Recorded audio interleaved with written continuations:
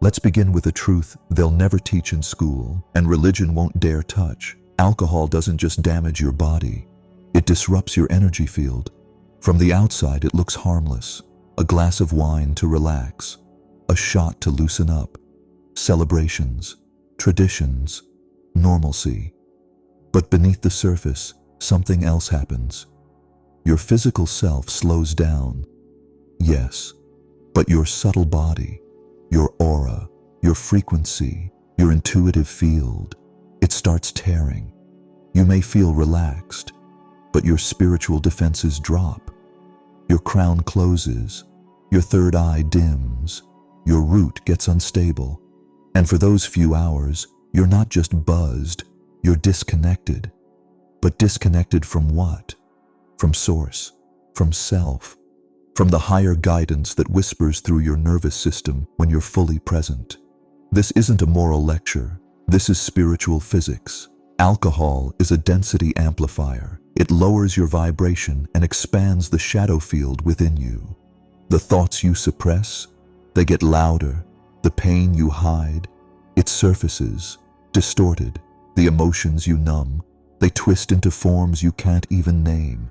And the scariest part? You get used to it. Used to the fog, used to the fake comfort, used to the silence of your soul not speaking. Because alcohol doesn't just silence your pain, it silences your intuition. And the more often you drink, not just quantity, but frequency, the more you shift your energetic baseline away from clarity and toward confusion that feels normal. You stop hearing your gut, you stop feeling your inner knowing. You forget what presence really feels like, and all the while, you think you're just unwinding. But the spirit realm, it sees what you're doing, and it steps back.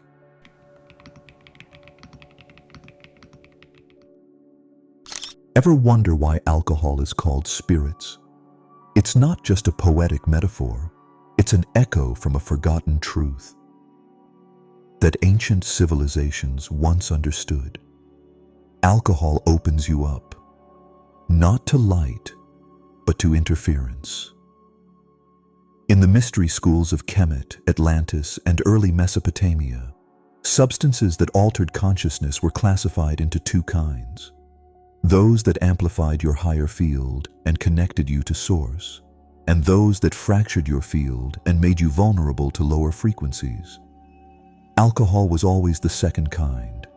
It was known not as a medicine, but as a magnet for disembodied energies, for parasitic thought forms, for shadow entities that feed on confusion, shame, and unconscious loops.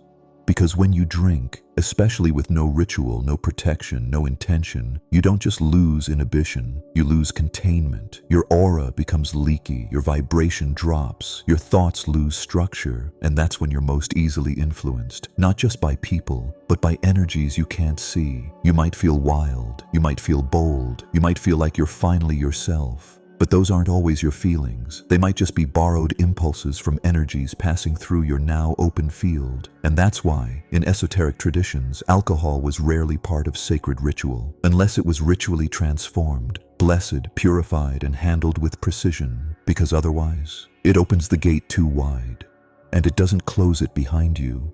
And when that gate stays open, you start mistaking chaos for authenticity. That's why people say and do things under the influence they'd never do sober. It's not just the brain chemistry. It's energetic possession, subtle but real. So next time you hear someone say, "It's just a drink," ask yourself, is it? Or is it an invitation into a lower frequency realm that feeds on your forgotten power?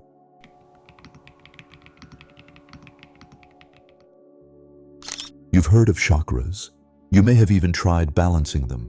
But what if every time you drink, you jam the entire system? Let's break it down. Start with the sacral chakra, your center of pleasure, emotion, and creativity. Alcohol temporarily overstimulates it. That's why emotions surge. You feel more expressive, open, sensual. But beneath that flood of stimulation, your sacral loses structure. Boundaries blur. You confuse trauma reactivation with emotional depth. And over time, that overstimulation turns into numbness. You drink to feel more, but slowly, you start to feel less. Now move up to the crown chakra, your divine antenna. It's your access point to source, to intuition, to the field of universal consciousness. And alcohol, it disconnects it like flipping a switch. You don't feel it at first. In fact, you might think you're expanding, getting downloads, feeling free. But what's really happening is this. You're tuning out the higher signal and tuning into the ego echo chamber amplified by substance. Real guidance becomes hard to hear. You stop trusting your intuition. You rely more and more on external validation, emotional highs, and chemical escape. That's when the cycle begins. You feel low, you drink to feel high. You come down lower than before, and drink again just to feel normal. This is chakra collapse in slow motion. The energy doesn't just stop flowing, it begins flowing backwards. And if you're sensitive, you'll notice. Spiritual practices lose power, meditations become foggy, dreams become chaotic, synchronicities disappear, and worst of all, you start to question your entire path. But here's the hidden truth. It's not that you're off your path, it's that alcohol is distorting your compass. And the longer you drink while walking the spiritual road, the more you'll wonder why you're not getting anywhere, even though you swear you're trying. If you're still here, you're not just watching, you're awakening. Hit subscribe and turn on notifications, because the next part, we go deeper into how alcohol fractures your timeline and weakens your soul's magnetic signature.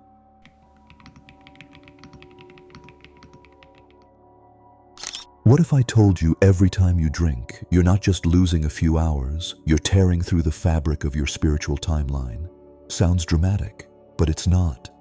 Time, as your soul experiences it, isn't linear. It's a spiral, a wave, a song. And when your energy field is coherent, you ride that wave with rhythm. You meet the right people. You hear the right words at the right moment. Synchronicity flows. Your life feels like a coded message unfolding in real time. But alcohol, it distorts your resonance. And when your resonance distorts, you fall off your soul's timing. That's why so many people wake up after drinking and feel like something's off. Not just a hangover, but a sense of spiritual dislocation. Because every drink creates a time ripple. You get pulled slightly off course, subtly, quietly, but it stacks. You miss the intuitive nudge to call someone. You delay starting the project. You say yes when your inner voice whispered no. You forget the message that came in your dream. And just like that, you're no longer living in alignment. You're living in delay. Now multiply that over weeks, months, years. The small disconnections become chronic, and you start to believe life is just chaos, when really, you're just out of sync. And it goes deeper, because when your vibration weakens, your magnetic field, the aura that attracts your reality, also weakens. You no longer pull in what's meant for your higher self. You attract what matches your lower state. And this isn't punishment, it's physics. Alcohol weakens your signal, and the universe responds accordingly. So the question becomes, how much of your spiritual blockage is really just energetic fallout from substances you've normalized? This is why shamans, mystics, and ancient sages treated alcohol with fear, not reverence. They knew it doesn't just take your clarity, it takes your trajectory. And the longer you stay in that haze, the harder it becomes to remember what alignment even feels like. You don't need to quit forever, but you must wake up to the truth. You were never designed to be numbed. You were built to channel. So if your vessel is sacred, why pour into it what disconnects you from the divine?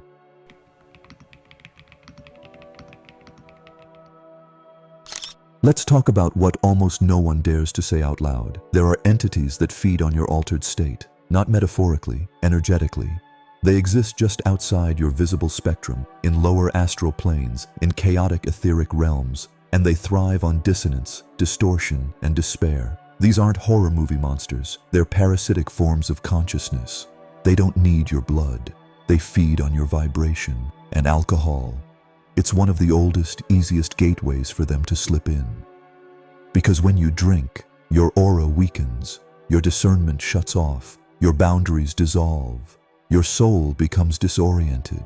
That's not just being tipsy, that's spiritual vulnerability. And in that openness, these entities ride your frequency. They don't take over like possession. They influence, they whisper, They implant thought loops.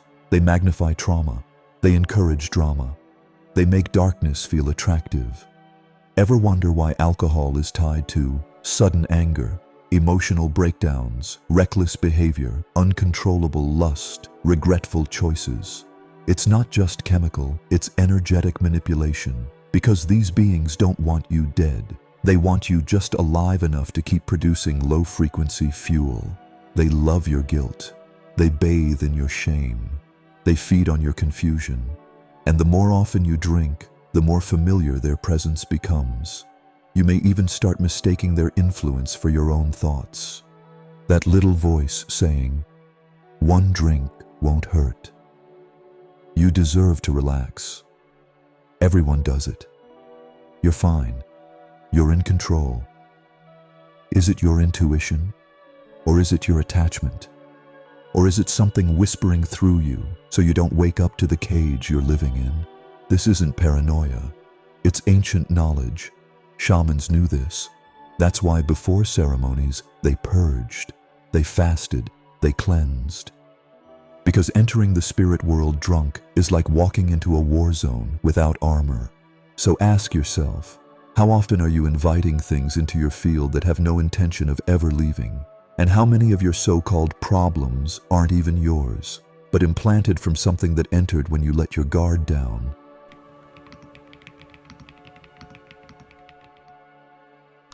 Most people think addiction looks obvious. They imagine bottles hidden under beds, shaking hands, broken lives. But the most dangerous addiction is the one you can justify, the one that looks like relaxation, the one that society celebrates. And that's exactly how alcohol hides its spiritual cost. You don't think you're addicted, you only drink socially, or after work, or on weekends, just to unwind. But ask yourself, why do you need something outside of yourself to feel like yourself? That's not relaxation, that's dependency disguised as permission. Here's the pattern. You drink to escape the stress, but the stress is still there the next day. So you drink again just to cope. Eventually your nervous system forgets how to relax without it. You start to believe that your peace comes from the poor, and this is where spiritual numbness begins. Your mind still functions, your body still performs, but your essence gets quiet. The voice inside that used to scream, "No," now only whispers. You stop dreaming vividly. You stop noticing synchronicities. Meditation feels foggy. Intuition becomes unreliable. It's not that your spiritual gifts left. It's that you lowered your access to them so gradually, you didn't notice the lights dimming. And that's the secret no one tells you. Alcohol doesn't destroy your soul. It convinces you to ignore it. It teaches you to be okay with feeling meh, to accept half presence, to live just below the surface. And over time, that becomes your norm. You stop exploring yourself. You stop questioning. You stop expanding. You forget who you were before the buzz. Until one day you ask, where did my spark go? And why do I only feel it when I'm not fully sober? That's the trap. The plant never needed you. The bottle doesn't care. But the part of you that came here to wake up, it's been patiently waiting for you to remember who you were before you started pouring silence into your truth.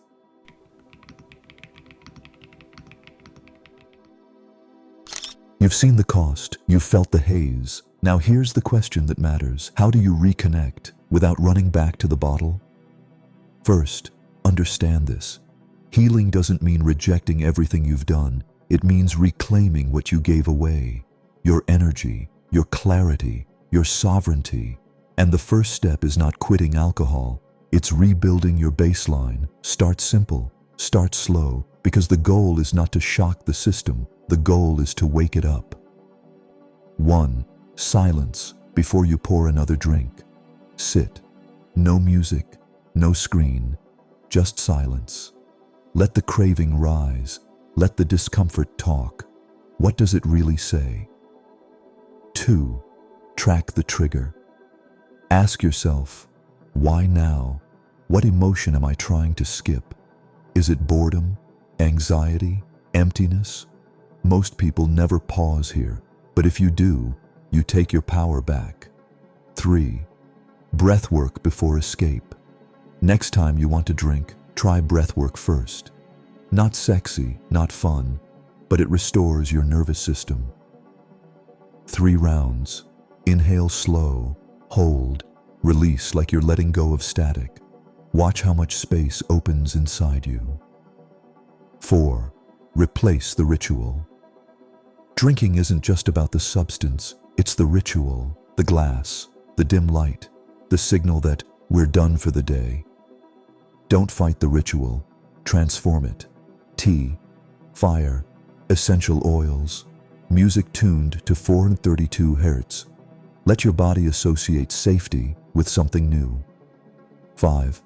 Connect sober. Have deep conversations without a buzz. Laugh without a glass. Cry, feel awkward, be open with full presence. You'll feel raw, exposed, but also realer than ever before. Because here's the truth. Your intuition isn't gone, it's just waiting in the quiet. Your third eye isn't blocked, it's just tired of shouting through the fog. The work isn't easy, it's not instant, but it's yours. And the moment you start choosing clarity over comfort, you begin to reverse the distortion, not just spiritually, but in your body, your aura, and your timeline. Synchronicities start to return, your dreams shift, you notice signs again, and most importantly, you trust yourself. That's the kind of high that doesn't fade in the morning.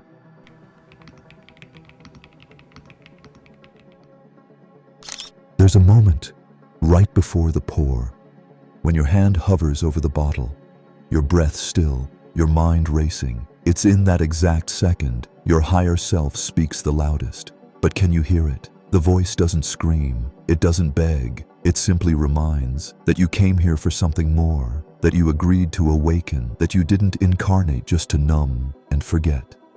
And here's the deepest truth of all. Every time you choose presence over escape, you shift timelines. You realign with your mission. You re-enter your soul's magnetic path. You restore the subtle threads that connect your body to source. And you remember. You never needed the fog to feel alive. You needed clarity. Because clarity is what leads to real love, real purpose, real magic. Not artificial highs, not borrowed peace. Now ask yourself, what would happen if, just for the next 7 days, you stayed completely sober? Not just from alcohol, but from anything that dulls your intuition? What would you hear? What would you feel? Who would you become? And more importantly, what's been trying to reach you this whole time that couldn't because your signal was buried beneath the noise? You don't have to answer now, but tonight, in the silence, you'll feel the question echo inside your chest. And when you do, you'll know this was never just a video. It was a remembering of who you were before the world taught you to go numb. What are your thoughts, truly? Do you feel this truth in your bones, or is there still resistance? Let me know in the comments. I read every one. And if this message found you, go watch the other videos on this channel, because this is just the beginning.